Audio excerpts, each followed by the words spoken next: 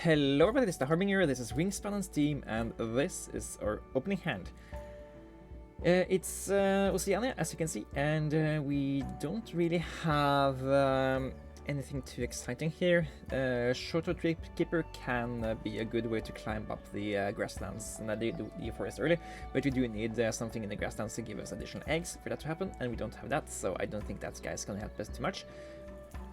Red-necked avocado is a bird that every now and then can give us additional worms, but to really make use of it, we need to make sure the opponent has worms in their thing, and we can't really make use of that. Cassin's Finch gives a bonus card, not really powerful enough in the early game, and it doesn't help us out with any of the rounding goals.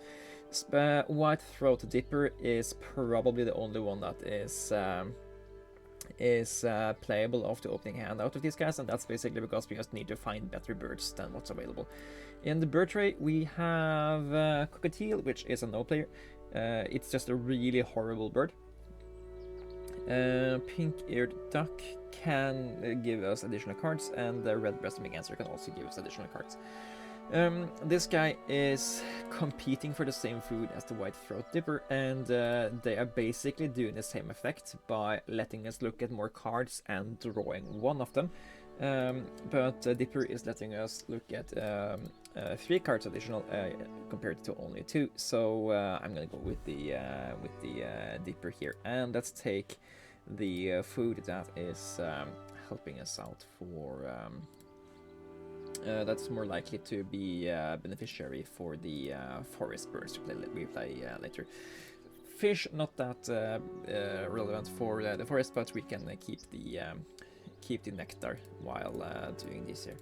So let's do that and try to find a way into this game here.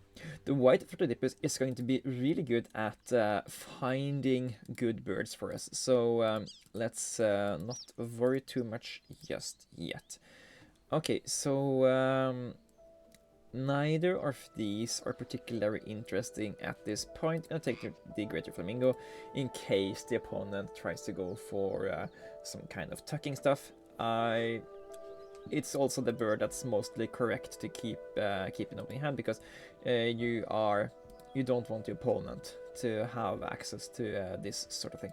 Also, I do realize that the opponent are at their second activation in the wetlands there, so there might actually be something to playing out the Greater Flamingo here, but we will have to see there. If we get too many of these nectars, we know that they are doing it again. Okay, let's refresh that, and for now I think the Mitchell's Cockatoo isn't the worst thing in the world.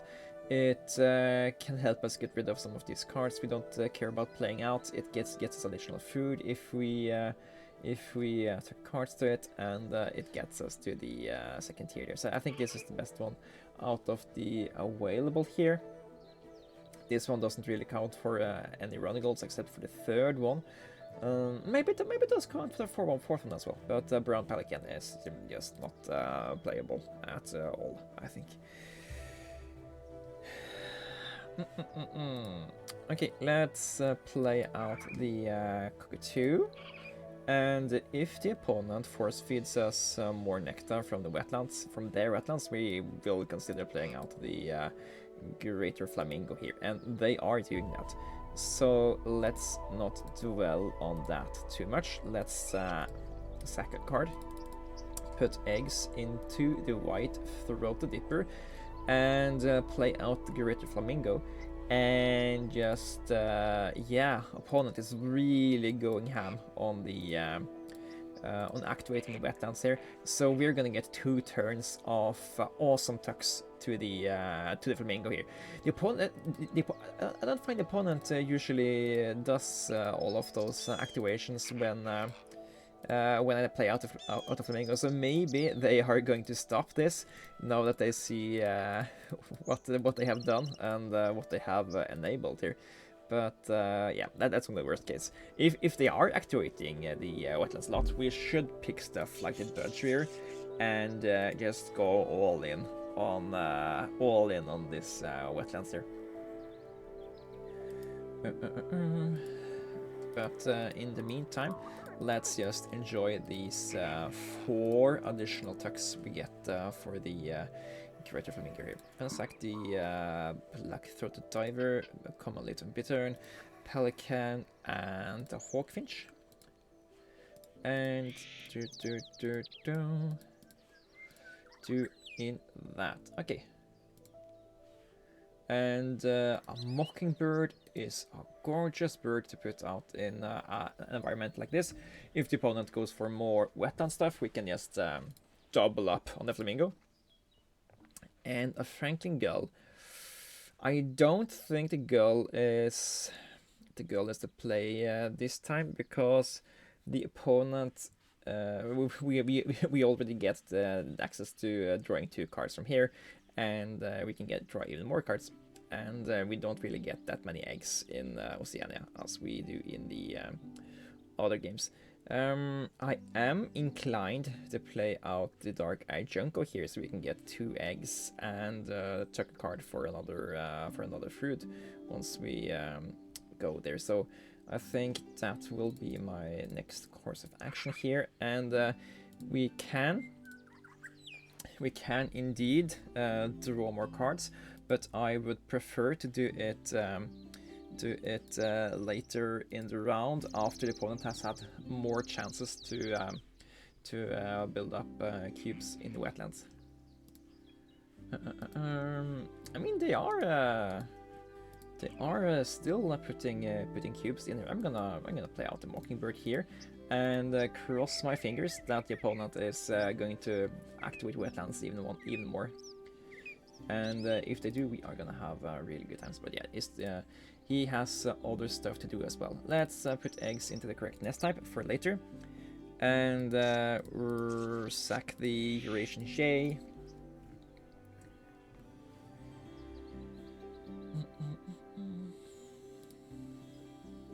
And then they lay eggs again. Bell's Vireo is good to play out because we already have the food web expert here. Let's do that. And yeah, just get entirely that thing. Sack the... I don't think we have a chance to get the main duck in time for this to make sense. I mean, it's more likely we can use this guy than to use this guy. So let's sack that guy instead, I think. Once I actually think myself about a little bit. Okay, there they went into the wetlands again, which means that now we're getting 4 points for activating here, 4 points and 3 cards, and we get to cycle a lot of stuff. It's really tempting to just do that instead of building up other stuff. Yeah, playing this, we are in no hurry to play out the stuff because our food will not spoil over the end turn. So I think we just do this this turn. Try to find more cool stuff to play here. Cycle 2 cards to you. I say cycle the cycle the Budger and the Prairie Chicken. Draw 2 more cards. Cycle these 2 guys again. Scoop, and I guess pick up the Gull and the Black Vulture. And remove everything and give me out a bush kit. Yes, and thank you. That's a great card to put into here. Give us the opportunity to get back a lot of get back eggs when you go out here. Yeah, we definitely do that. Do we do it this time, this turn, or next turn? I think we do it next turn because the opponent did go here once more, which means that it's now 6 points going here. I do like a Gala, but it looks like we are basically going all in on this flamingo thing. I'm still gonna keep the Gala, I think. It's a really good bird in case we actually get it to work. I don't have my hopes up for it, but it's something to still pay attention to and keep in mind, I think. Okay, discard and redo. That's a decent bluebird. Playing 2 birds with 1 stone is pretty decent as well. Okay, get more cards. Bonk bonk. Yeah, the opponent is going to win a lot of these running goals when we are used to going all in on a single habitat, but I think this is the is somewhat a correct play here. Okay, Burstate goes out there, eat those eggs, and we're gonna build up egg capacity in this guy now. Dun, dun, dun, dun. And we get more free eggs. Okay, I guess we put that into the mockingbird.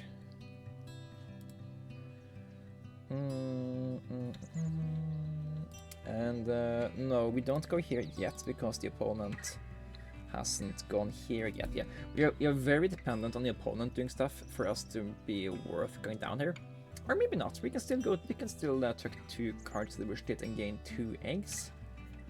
That's not bad either.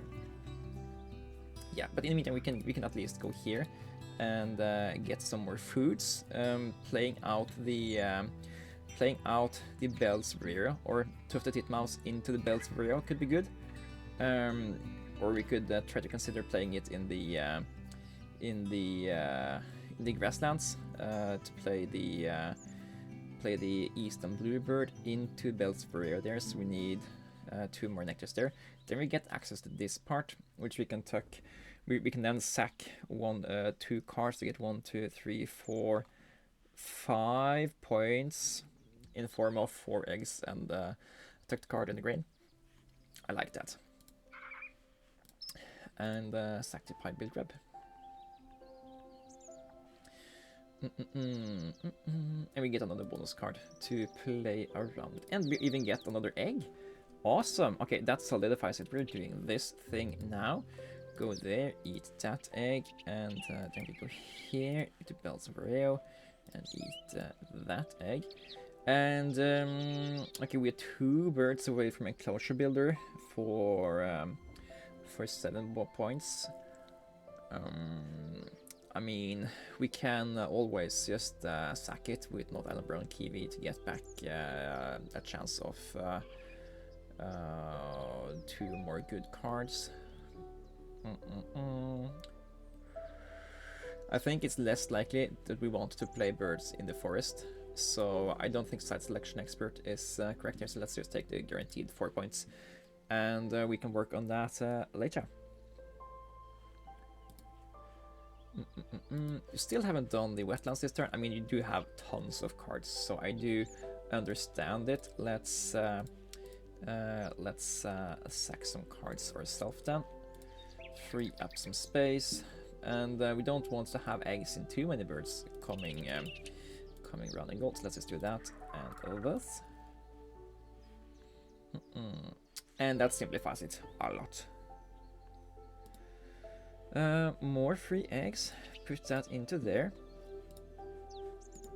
You laid eggs again. Yeah, it makes sense since you do have the noisy miner here. So yeah, but you are running out of egg space. You're probably not going to do that again next turn. Let's.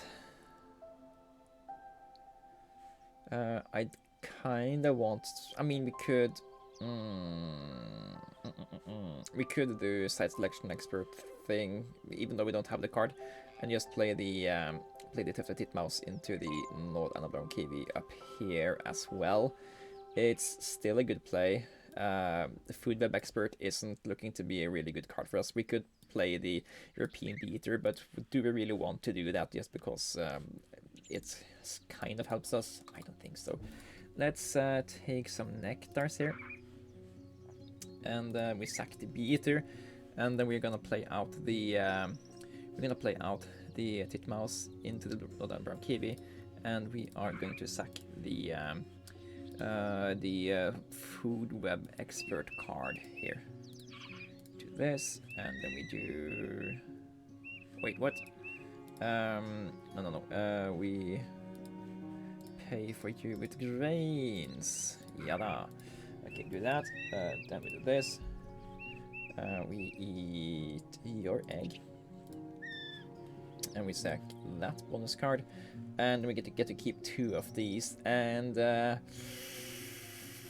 yeah, Rododentalist and Grassless Data Analyst doesn't really look good. Let's just take the 2 cards that are guaranteed giving us points here, and don't look back.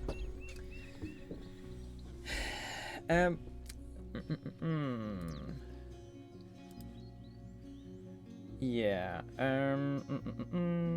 Okay, there's the main duck, but it's way too late for it to show up for it to actually be worth consider playing here.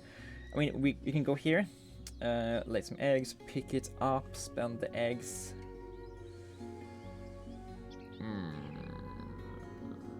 Or is it all that bad?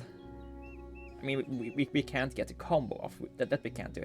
But we can pick it up, play it out, then we play it out for net 0 point because we spend 2 eggs to it. And then we get the opportunity to spend the final 3 turns tucking 9 more cards. I don't... Oh, I mean, we can do double tucks because of the Mockingbird. But then we will also not have enough cards for that to tuck because we spent a lot of cards doing other kinds of stuff. Yeah, I think we rather just want to try to find a decent nest box builder, enclosure builder bird we can play out to get 3 more points there. Ideally also being a viticulturist bird for 4 more points there. And if it's also like, it could be, I'm thinking it could be the Kakapoo, for example. That would just give us 3, 4, 7, 9 additional points in addition to bonus cards. Yeah, I think that's the better play. Try to find a decent bird that helps us do these things, rather than to maybe get to tuck some additional cards at the main deck here. And we can even do 2 points a turn from bush tits without spending that many cards. We don't have access to flamingo points yet, so that's that. Flycatcher is at least a viticulturist bird that would give us additional eggs. We don't want additional eggs because of birds with no eggs clause, but it could give us that. I think we can hit something better though. So let's continue to look. Australian Pipit. This guy is a yellow card, which is a new Ephthalmich card. It's also an enclosure card, so it's 5 additional points on top of the 8, plus the 4 points it will get at the end of the game. This could be a good contender. Not gonna sack this one, gonna sack that one though. And let's sack another one. Not gonna be you, sorry. And look at some more cards.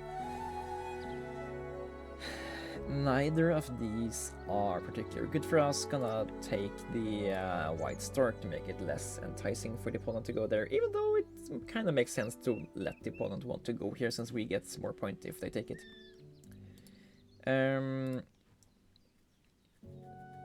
We don't have enough space here for double cards, for double tucks and get points from it. Maybe we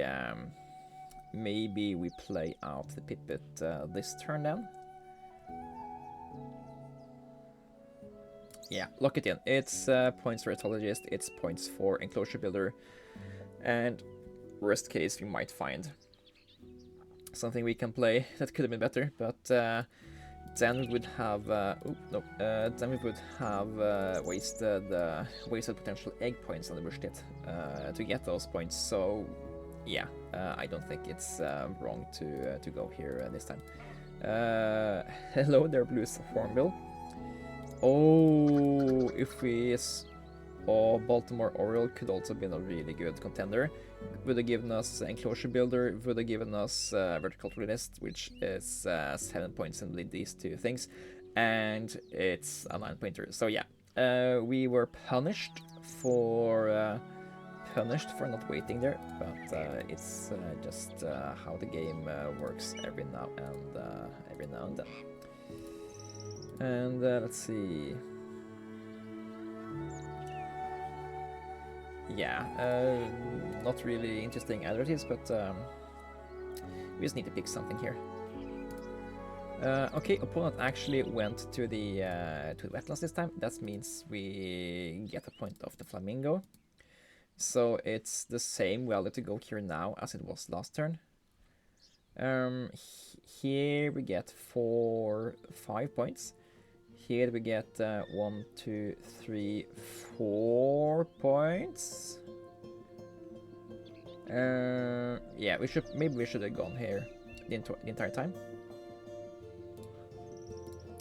It's really hard to just pay attention to how good it actually is to just go to the just going to the grasslands. I was thinking, oh, the grasslands are nerfed in Oceania, but it's still pretty good every now and then if you don't get a really awesome combo in the wetlands or in the forest. Okay, let's see how this game turned out. Not too optimistic in this being a really good game.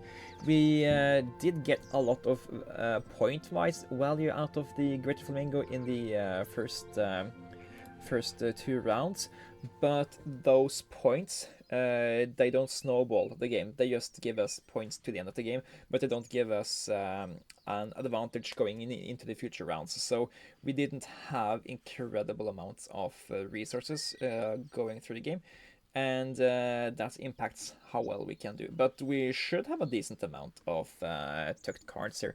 So let's see how we went. 130. Okay, that's once more. It's a 130 game where I didn't really expect to get that far. But yeah, I guess these 20 points we got from the Greater Flamingo, even though they cut into our opportunity to gain value in terms of resources early on, these 20 points we got here really add up over time. Yeah, because this could have been like a random just draw another cardboard, and we would have had more resources, but one more resource every activation here. Yes, we can make that into eggs. Yes, we can make that into food. But we didn't really need additional cards because we have too many cards in our hand already, so we didn't ever run out of these resources. Maybe us getting the points instead was really good here.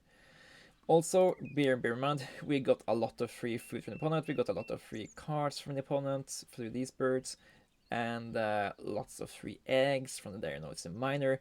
So let's not pretend that this 130 was only impacted by how we did. We did not do it in isolation. We did, however, identify that the Greater Flamingo was a good bird to play out this game. We did it. We doubled it up with another Mockingbird, and yeah, we had a jolly good game this game, I will say. And with that, I'll say thank you guys for watching. This has been Harbinger. I'll see you guys in the next one. Take care.